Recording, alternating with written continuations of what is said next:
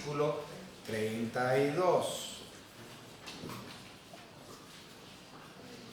Marcos capítulo 10, versículo 32 al 45. Esta sección se tiene que ver a la luz de todo su contexto futuro y también pasado para poder entender de qué se trata. Pero para comenzar a tener una estructura y algo de entendimiento, esta es la tercera vez que nuestro Señor Jesucristo anuncia como tal su muerte y resurrección. La primera vez que lo hizo lo vemos en Marcos 8:31. La segunda vez que lo vemos es en Marcos 9:31 y ahora vemos la tercera vez que anuncia su muerte en el 10:32. Entonces 8:31, 9:31 y 10:32, Él por tercera vez da el anuncio de su muerte y resurrección. Ahora, en las dos veces previas, es decir, el 8:31 y el 9:31, nuestro Señor Jesucristo solamente anuncia su muerte y resurrección, pero no da más detalles. En esta ocasión, Él da dos detalles nuevos que antes no los había dicho. El número uno, menciona que su muerte va a ser llevada a cabo en Jerusalén. Previamente Él no había dicho en dónde iba a ser su sufrimiento, su padecimiento y su resurrección. Ahora, por primera vez en este tercer anuncio de su obra redentora, Él dice dónde: Jerusalén. Claro, esto estaba predicho en el Antiguo Testamento, pero es la primera vez que Él lo dice a sus apóstoles. La segunda cosa que nosotros también notamos, que es la primera vez que Él anuncia, que también venía en el Antiguo Testamento, pero no se los había dicho previo, era que Él iba a ser puesto en manos de gentiles. Entonces, en las dos veces anteriores no les había dicho ni dónde iba a ser, aunque ellos ya deberían de haberlo sabido, y a quién iba a ser entregado, es decir, los gentiles. Eso también no lo había dicho. Pero nuevamente, por contextos del Antiguo Testamento, los apóstoles ya deberían de haber sabido, porque es una cuestión profética que iba a ser crucificado el Mesías en Jerusalén y que Él iba a ser dado a manos de pecadores gentiles. Entonces, eso es nuevo. Y una cosa para poder entenderlo, qué es lo que está sucediendo. En las dos veces anteriores, los apóstoles como tal, en el 8:31 y en el 9:31, quedaron perplejos por el anuncio de su muerte y resurrección, pero en realidad no lo creían. Recuerden la primera vez, ¿qué fue lo que sucedió? La primera vez que Él anunció, Pedro le dijo: no, eso no te suceda. Y nuestro Señor Jesucristo lo reprendió. Entonces Él no aceptaba lo que Cristo Jesús le estaba diciendo y Jesucristo lo reprendió. La segunda vez, en el 9:31, cuando Cristo anunció su muerte y resurrección, los apóstoles estaban peleando por quién iba a ser el mayor en el reino. ¿Recuerdan? Se pelearon por quién iba a ser el mayor, o sea, descartaron completamente lo que Cristo Jesús le estaba diciendo. Pues, ¿quién será el mayor? Pensando en cuestiones mundanas. Y en esta ocasión, Cristo anuncia su muerte y ahí vienen los dos apóstoles estos, muy imprudentes, Juan y su hermano Jacobo, que dicen: hazme un favor, Cristo, hazme un favor, yo quiero estar a tu diestra y yo quiero estar a tu izquierda cuando venga el reino y te estés en tu gloria. O sea, les acaban de decir que Él iba a morir y estos andan pidiendo posiciones. O sea, ¿cuánto callo tienes que tener en tu corazón para que te acaban de decir: me voy a morir? El Redentor, a quien más amas, te está diciendo: voy a morir y voy a resucitar, y tú estás pensando en qué posición vas a tener. La vez anterior estaban pensando en quién iba a ser el mayor. ¿Por qué? ¿En qué estaban pensando? Bueno, si ustedes recuerdan, los judíos que seguían a Cristo, sus apóstoles, incluyéndolos, los discípulos de Cristo estaban pensando en una sola cosa.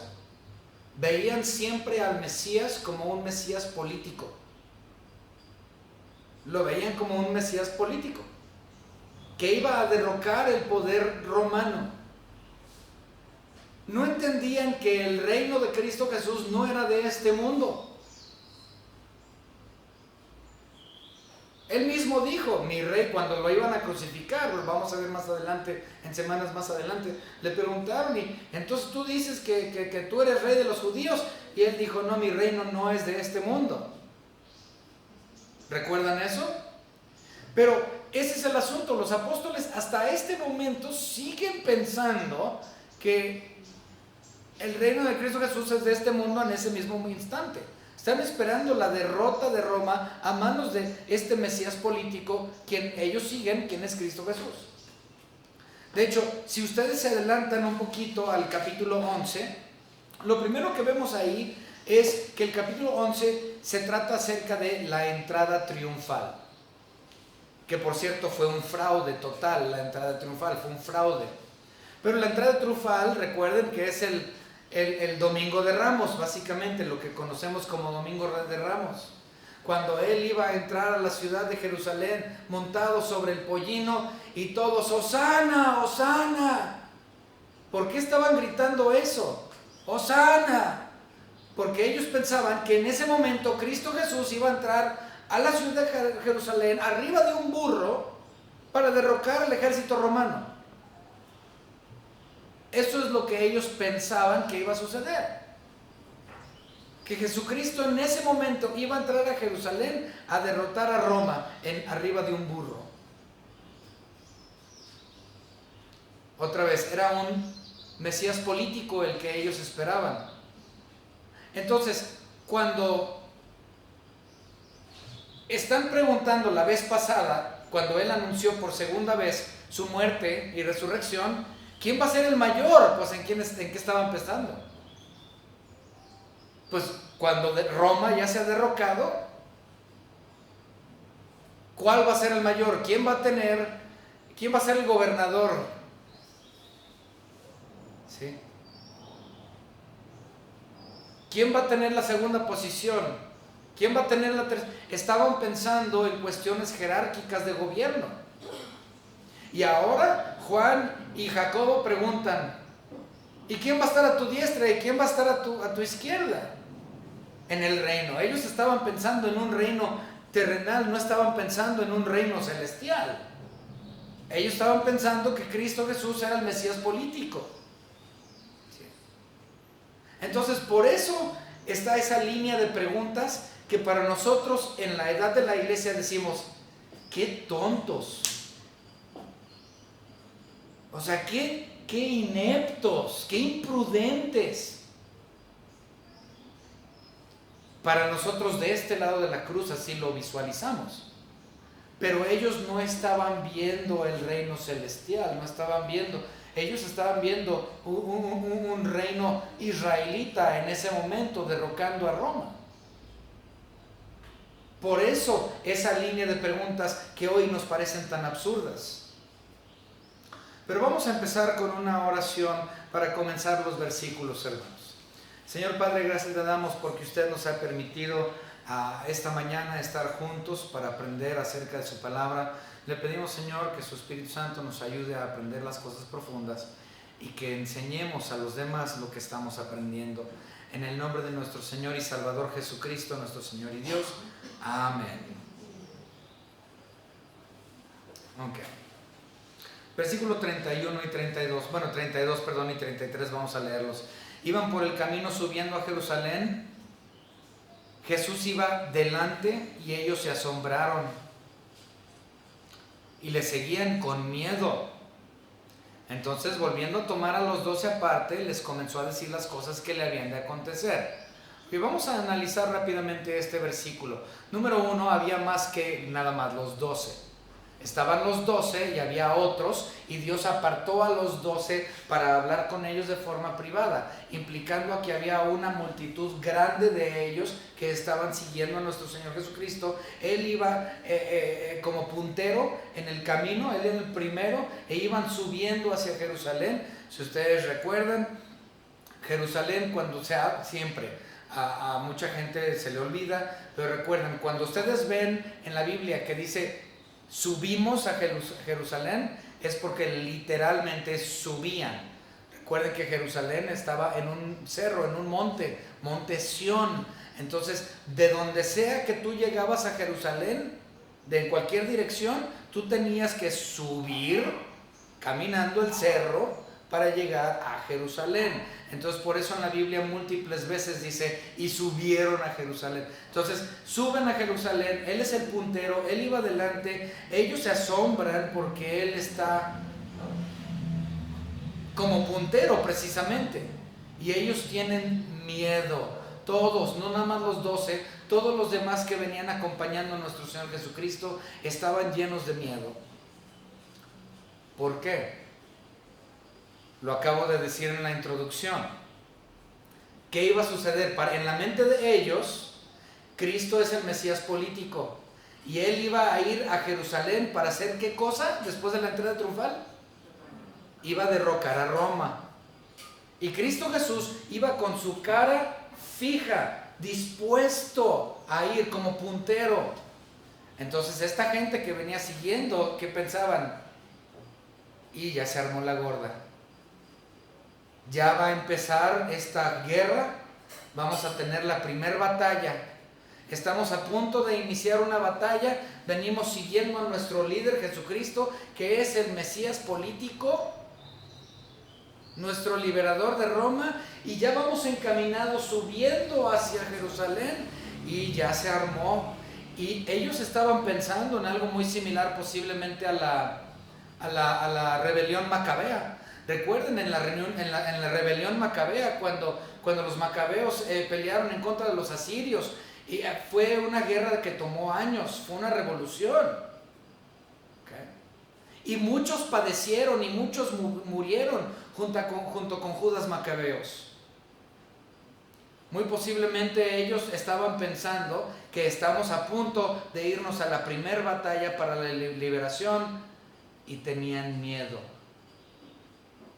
Y encima de esto, están escuchando rumores de que el líder, Jesucristo, anda diciendo que va a padecer y morir, y que va a resucitar. Yo creo que todos están así como que, híjole, esta es la tercera vez que dice que va a morir, que va a resucitar. Ahora nos dice que va a ser allá en Jerusalén, y nosotros vamos encaminándonos para allá, y él va decidido con un rostro de pedernal. ¿Qué?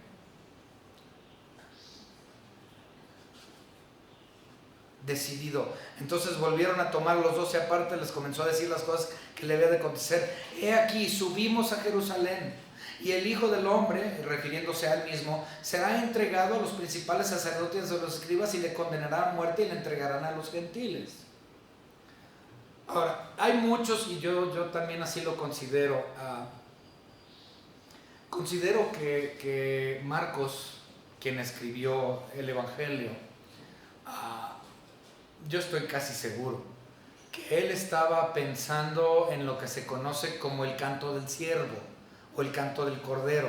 Si ustedes no saben cuál es el canto del siervo o el canto del cordero, así lo llaman los judíos, es básicamente Isaías 42 al 53. Otra vez, Isaías capítulo 42 a Isaías capítulo 53 es lo que se conoce como el canto del siervo o el canto del cordero. Y cuando yo estuve estudiando esto, fue lo primero que se me vino, porque él está de puntero con su rostro fijo puesto en Jerusalén, estoico, no resignado a ir, eso no, resoluto a ir. Ahora vamos rápidamente a ver Isaías. ¿Por qué digo como piedra? ¿Por qué digo pedernal? Vamos rápidamente a Isaías capítulo 50. ¿Sí? Está dentro de esos cantos del siervo, cantos del cordero.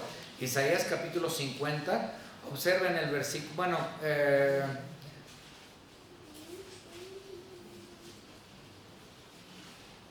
Vamos a leer el versículo 7.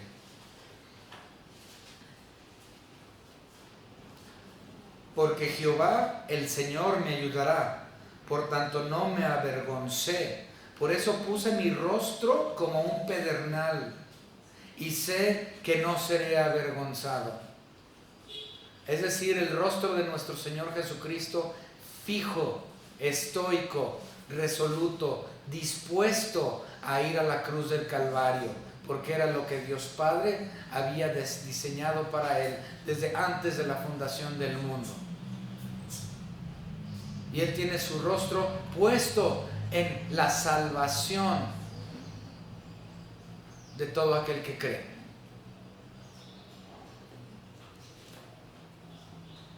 La gente que lo acompañaba lo veía militarmente, espantados de que iban a morir, de que iban a ser una casualidad más, como cuando había sucedido la rebelión a Macabea.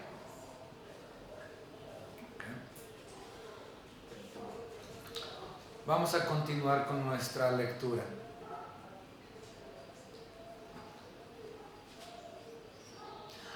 Este versículo 32, una cosa muy interesante que podemos ver en el 32, él está hablando acerca de una doble entrega, ¿sí? Cristo, aquí él está hablando de una doble entrega. Fue entregada no solamente, o sea, la primera entrega obviamente fue a manos de Dios, porque es Dios Padre quien lo entrega a las manos de estos sacerdotes y de estos fariseos y de estos escribas y de estos gentiles.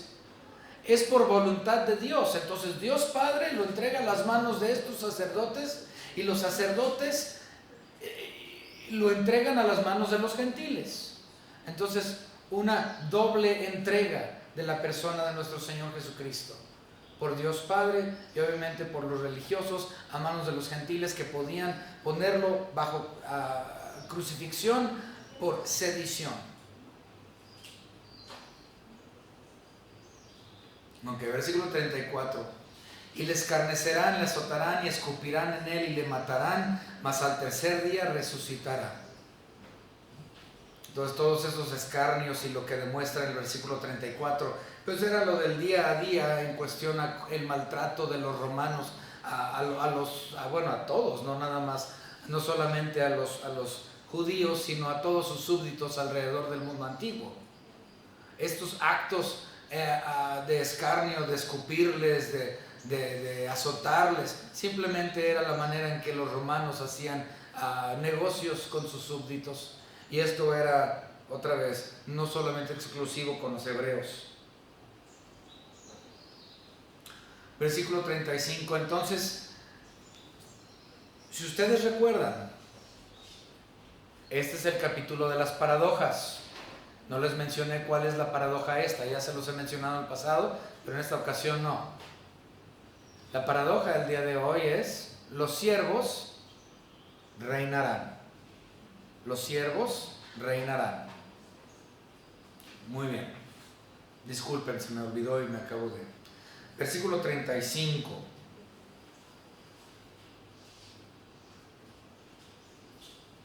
Entonces Jacobo y Juan, hijos de Zebedeo, se le acercaron diciendo: Maestro, querríamos que nos hagas lo que pidiéramos.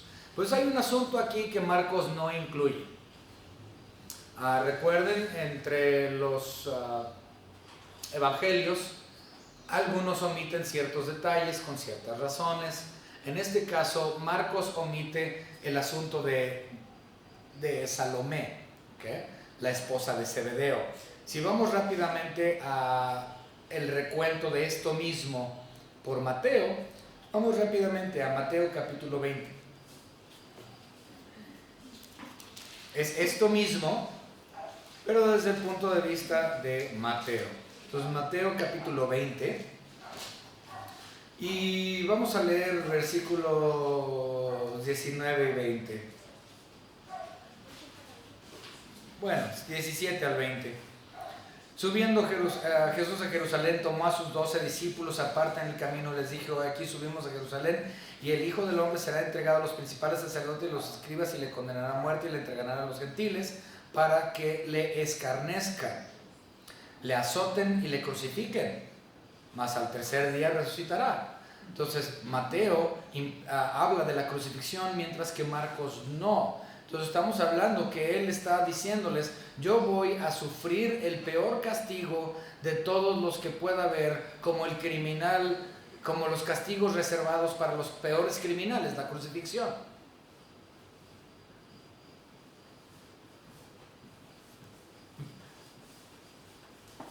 Cristo estaba siendo completamente directo, hasta les dijo cómo va a ser muerto. Pero ellos no están en ninguna posición para aceptar lo que Él está diciendo. La mente de ellos, o por lo menos de Juan y Jacobo, está puesta en la posición que ellos van a adquirir. Ok, versículo 20. Entonces se le acercó la madre de los hijos de Zebedeo. Los hijos de Zebedeo siendo Juan y Jacobo. Entonces se le acercó la madre de los hijos de Zebedeo. Ella se llamaba Salomé, la esposa de Zebedeo, que aquí no viene, pero así se llama. Ok, postrándose ante él y pidiéndole algo, él le dijo: ¿qué quieres? Ella le dijo: ordena que tu reino se sienten estos dos hijos míos, el uno a tu derecha, el otro a tu izquierda. Okay. Entonces Marcos no incluye a la madre. Marcos no incluye a lo que viene siendo Salomé. Hay algunas personas que consideran que Salomé y Juan y Jacobo simplemente estaban pidiéndole a nuestro Señor Jesucristo que cumpliera con la promesa que Él previamente les había dado. Otra vez, muchos creen que Salomé, Juan y Jacobo simplemente estaban cobrándose, en cierta forma, la promesa que Cristo Jesús ya les había dado antes. ¿Okay? ¿Por qué se estaban cobrando? Bueno, Cristo ya lo había prometido y ahora lo están cobrando, lo están pidiendo antemano. ¿Por qué? Porque, bueno, si Cristo Jesús dijo que Él iba a morir, entonces mejor me cobro de una vez, ¿no? Él me prometió algo. ¿Y cómo lo va a cumplir si muere? Entonces mejor me cobro su promesa de una vez, antes de la batalla. Pues ¿cuál fue esa promesa? Vamos a Mateo. Mateo. Ahí mismo donde estábamos. Estábamos en Mateo 20. Ahora vámonos un capítulo antes, Mateo 19. Observen lo que dice Jesucristo en Mateo 19. Observen. Y Jesús le dijo: de cierto os digo que en la regeneración, cuando el Hijo del Hombre se siente en el trono de su gloria, vosotros que me habéis seguido, también os sentaréis sobre 12 tronos para juzgar a las 12 tribus de Israel. ¿Ubican? Juan y Jacobo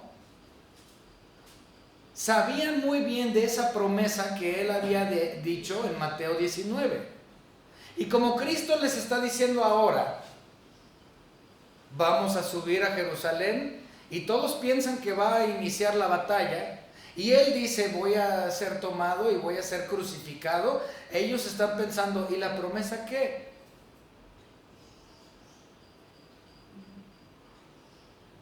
De una vez me cobro, ¿no? Porque ya dijiste que te ibas a morir, ¿cómo vas a cumplir?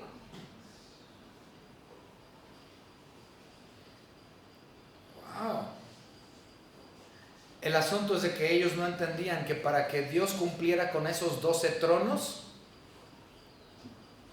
el precio era su muerte.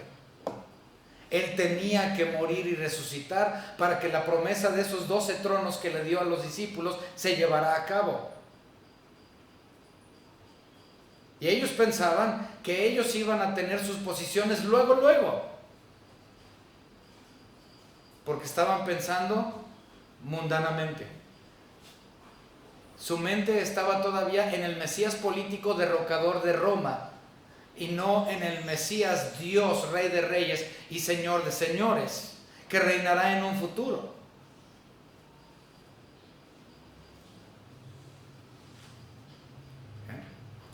Vamos a continuar.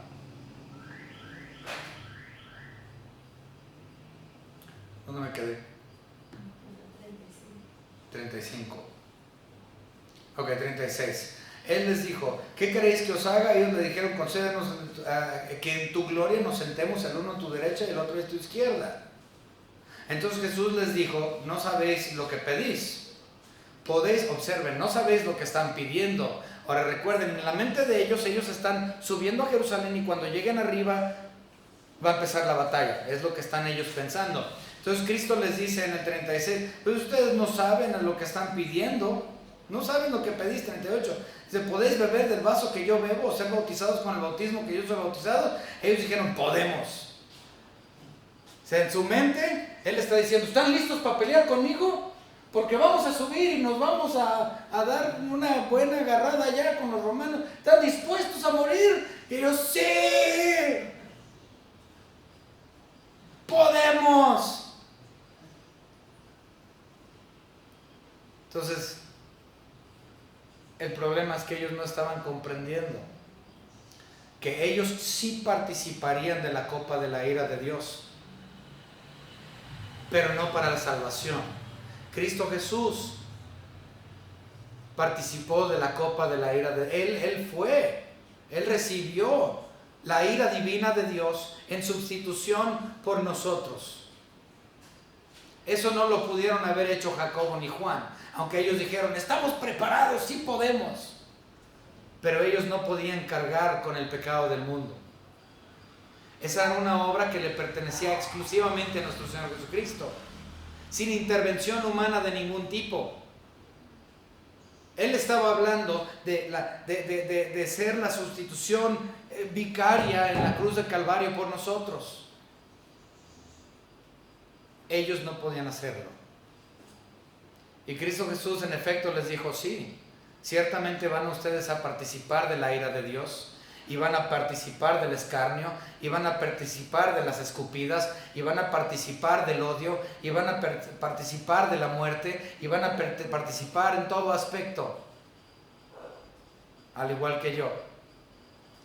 Pero su padecimiento es para honra y gloria mía. Su padecimiento y su escarnio y todo lo que vivan y su martirización es para la purificación de ustedes mismos, no para la salvación. Entonces no pueden llevar el vaso de la misma manera en que yo voy a llevar el vaso. Van a participar conmigo. Es más, hay un versículo, me acabo de acordar, viene en primera, pero no recuerdo.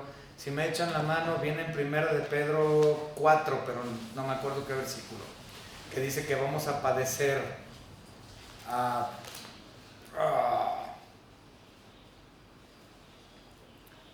que vamos a ser participantes de sus padecimientos. 1 Pedro 4, pero no me acuerdo dónde. 12. Ok, 12. No es el 12. 13. Ok, sino gozaos por cuanto sois, ahí está, sois participantes de los padecimientos de Cristo, para que también en la revelación de su gloria os gocéis con gran alegría. Entonces la iglesia es participante de los padecimientos de Cristo, pero no de la misma forma en que Él padeció, porque nuevamente Él padeció para la salvación de nuestras almas. Nosotros no padecemos para la salvación del alma de nadie. Nuestra participación es para nuestra propia purificación o santificación, que es muy distinto. Entonces, regresando a Marcos 10, ¿sí? Él les dice,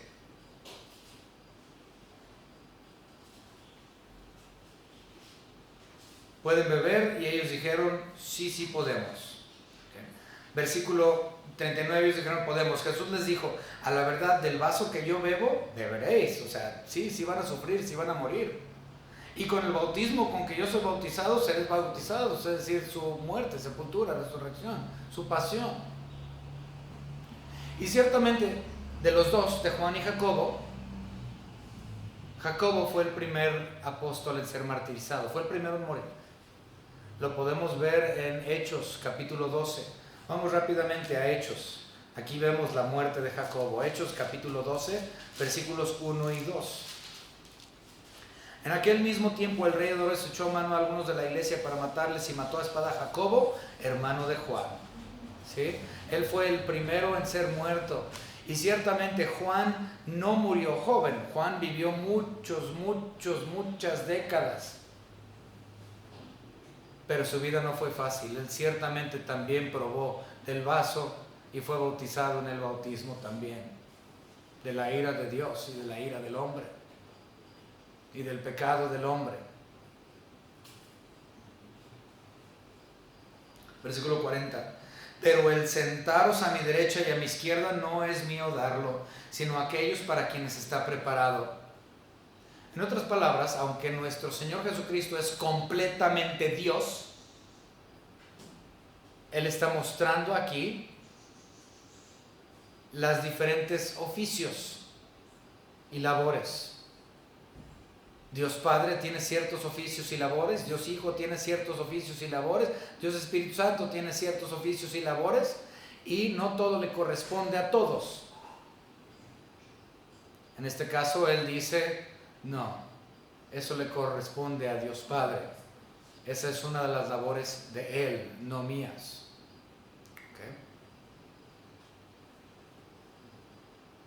No hay mucha información tampoco bíblicamente con referencia a esa labor de nuestro Señor Jesucristo en cuestión a las posiciones. ¿Qué posición voy a tener yo? Incluso en el milenio, ¿no? En el milenio digo, bueno, vamos a reinar juntamente con nuestro Señor durante el milenio. La iglesia, su esposa, reinará junto a su rey. Pero ¿eso qué significa? ¿Qué es mi participación? ¿Cuál es mi parte? ¿Cuál va a ser mi función dentro del cuerpo de Cristo durante el milenio? Aparentemente, el poner esa posición le corresponde a Dios Padre, no a Dios Hijo. Entonces Él nos pondrá nuestras posiciones que Él quiere que nosotros tengamos, porque Él así bien le place, para su honra y su gloria. Entonces, ¿tengo mayor detalle que eso? No, la Biblia no nos da más. Pero es una de las labores específicas a Dios Padre, aparentemente, según lo que nos dice Dios Hijo. Versículo 41. Cuando lo oyeron los 10, comenzaron a enojarse contra Jacobo y contra Juan. Pues claro, porque su mentalidad era completamente terrenal, no era celestial. Normalmente es Pedro quien mete la pata, ¿verdad? Quien abre la boca. Normalmente es Pedro el que la riega, porque Pedro, híjole, muy, ¿cómo se llama la palabra? Impetuoso, gracias. Sumamente impetuoso Pedro, y es normalmente el que abre la boca primero y es regañado. Y rara vez vemos a Juan en problemas, pero en este caso, su petición es una de codicia. Su petición, su oración es una de codicia. Y Santiago capítulo 4 nos dice claramente que nuestras peticiones de forma codiciosa no son contestadas. Nuestras peticiones, nuestras oraciones deben de estar dentro de la voluntad de Dios. Lo que ellos estaban pidiendo no era por voluntad de Dios. Era por voluntad de su propia codicia en la posición de gobierno que ellos estaban buscando.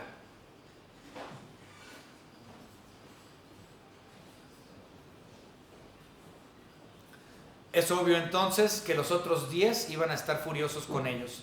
Versículo 42, más Jesús llamándolos, y ya me encandiló, no veo. Mas Jesús llamándolos les dijo, ¿sabéis que los que son tenidos por gobernantes de las naciones, gracias, se enseñorean de ellas y sus grandes ejercen sobre ellas potestad? Ok. Recuerden, la paradoja es, el siervo reina. ¿Sí? Esa es la paradoja. El siervo llega a reinar. Entonces, Jesucristo les dice a estos dos que quieren posiciones de gobierno. Fíjense lo que dice. ¿Sabéis que los que son tenidos por gobernantes, porque eso es lo que ellos querían, posiciones de gobierno de las naciones, se enseñorean de ellas y sus grandes ejercen sobre ellas potestad? En otras palabras, Cristo Jesús estaba diciendo, no es que él negara la necesidad del gobierno, pero sí estaba negando el abuso del uso del gobierno. De hecho, todo Romanos 13 habla del gobierno y que está instituido ahí por Dios y que Dios lo puso ahí con un propósito. Pero si ustedes observan, vamos a ver rápidamente Romanos capítulo 13 y vamos a leer únicamente el versículo 4, pero les recomiendo que lean todo el capítulo. Pero Romanos capítulo 13, únicamente el versículo 4, observen, el gobierno son siervos de Dios, ¿sí? 13:4. Bueno, vamos a leer 1, 2, 3 y 4. Sométase toda persona a las autoridades superiores, porque no hay autoridad sino de parte de Dios. O sea que el gobierno está ahí porque Dios lo puso. Y las que hay por Dios han sido establecidas. De modo que quien se opone a la autoridad o a lo establecido por Dios resiste. ¡Wow! O sea, no te le pongas al policía porque te paró. Y tendemos a hacer eso. Y los que resisten acarrean condenación para sí mismos. Recuerden que el tránsito, si te paró, es porque Dios ahí lo puso. Si Él es corrupto o no es corrupto, eso es un problema y Dios va a hacer justicia con él. Dice, porque los magistrados no están para infundir temor al que hace el bien, sino al malo. ¿Quieres pues no temer la autoridad? Haz lo bueno y tendrás alabanza de ella. 4. Porque es servidor de Dios para tu bien. Es decir, el gobierno es siervo de Dios para el beneficio del pueblo. Entonces Jesucristo aquí en Marcos capítulo 10 versículo 42-43 les está diciendo, vean el abuso del gobierno. Obviamente Dios no está en contra del gobierno, Dios ahí lo puso.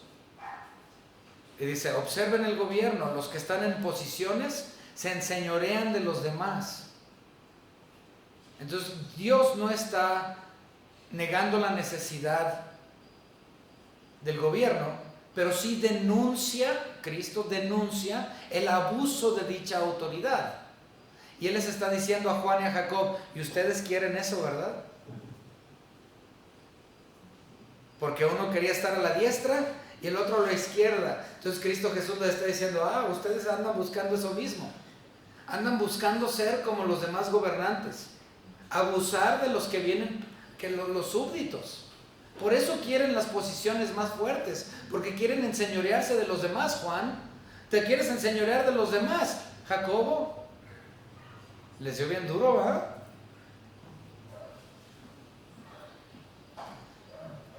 El discípulo lo amado llega a ser regañado por boca de nuestro Señor Jesucristo. Estás pensando materialmente, estás pensando en la batalla que tú crees que vamos a ganar en cuanto lleguemos a la arriba de esta colina de Sión. Y tú ya quieres tu posición porque yo te lo prometí en Mateo capítulo 19, te lo prometí y ahora te quieres cobrar. Y tú quieres esas posiciones del gobierno. ¿Qué no sabes que el gobierno es autoritativo y abusivo?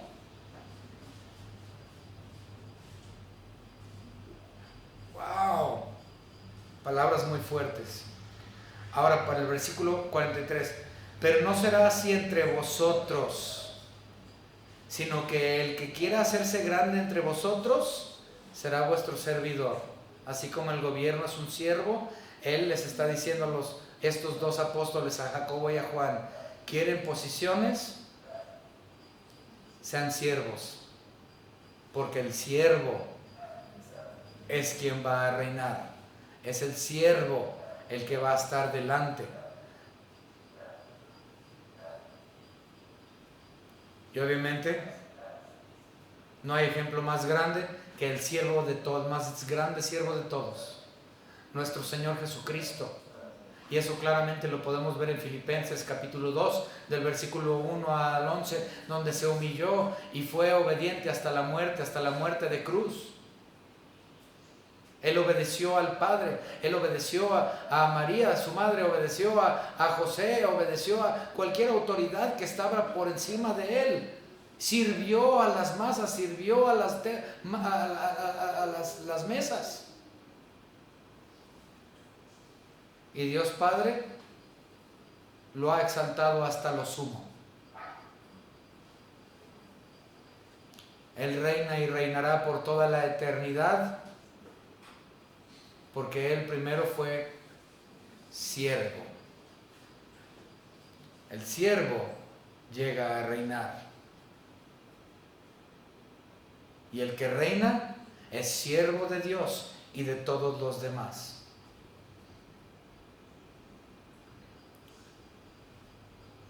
Versículo 44, y el que de vosotros quisiera ser el primero, será siervo de todos. Porque el Hijo del Hombre, hablando de Él mismo, no vino para ser servido, sino para servir y para dar su vida en rescate por muchos. Marcos 10:45 viene siendo el tema principal, el versículo principal de todo el libro de Marcos. El versículo clave de todo el libro de Marcos es este, Marcos 10:45. Cristo Jesús vino a servir, vino a morir, vino a obedecer, vino para ser siervo, para entregar su vida, ser resucitado y dar su vida en rescate por muchos, no todos, muchos.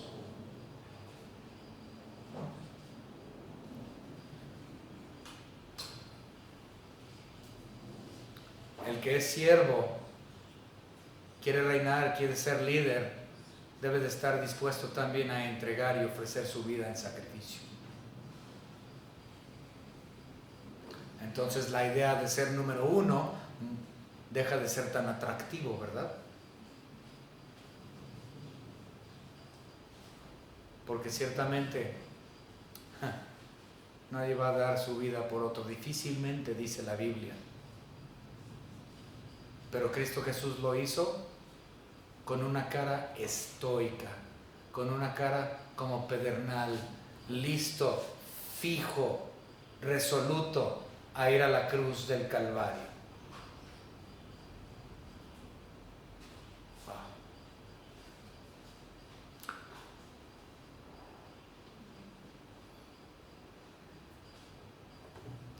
Vamos a terminar en oración, hermanos.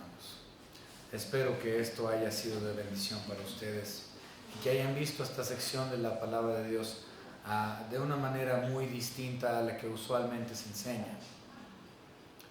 Ciertamente, el punto de vista de quién es el Mesías, si nada más un Mesías político o un Mesías el Rey de Reyes, hace una diferencia muy grande en la perspectiva del creyente. Por eso vemos una diferencia tan grande entre la respuesta de los apóstoles y la de nosotros hoy, posterior a la cruz y la resurrección. Señor Padre, gracias le damos por todo lo que nos ha dado. Gracias, Señor, porque usted puso su mirada en la cruz del Calvario, puso su mirada en la parte superior, en la cima de Monte Sión, en el Golgota. Usted ahí, Señor, sabía que ocurriría y fijó su rostro hacia ahí. Gracias, Señor, por ser el siervo de Dios, quien reina y reinará por toda la eternidad, porque usted, Señor Jesucristo, se humilló y fue obediente hasta la muerte de cruz. Gracias, Señor, porque nosotros podemos ser participantes de sus padecimientos hoy, por medio de su Hijo Jesucristo, pero para purificación y edificación de nosotros y de la grey, mas no por cuestión de la salvación, porque esta usted, Señor Jesucristo, la llevó solo. Gracias, Señor, por ser nuestro sustituto, por ese intercambio que hizo. Gracias, Señor, le damos por la salvación preciosa, en el nombre de nuestro Señor y Salvador Jesucristo, nuestro Señor y Dios. Amén.